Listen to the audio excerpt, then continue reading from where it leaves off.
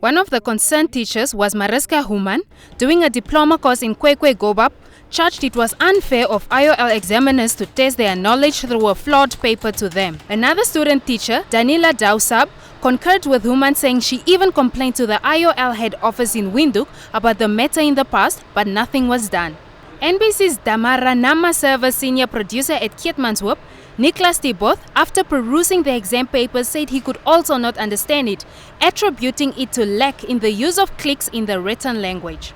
A teacher for Kwekwe Gobab at J.A. Nel Senior Secondary School at Keetmanshoop says he does not doubt the language capabilities of the moderators and explains his opinion on paper as follows. The problem here actually is that the paper should have been rechecked before being copied.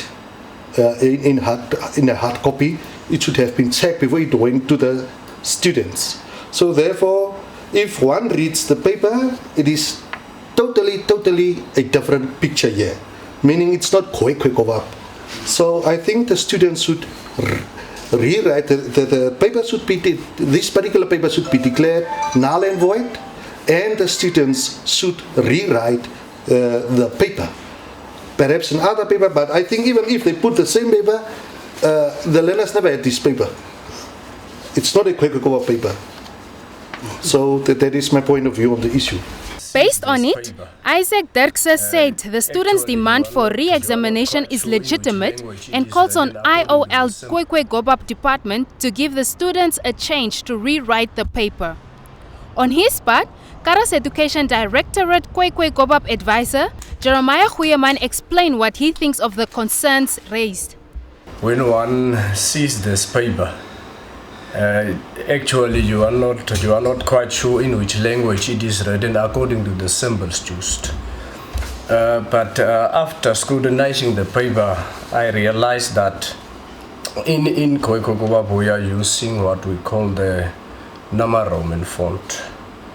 Now the problem could have been that the setters of the examination paper is using this font, whilst at IOL the computers or the software that they are using is not the same.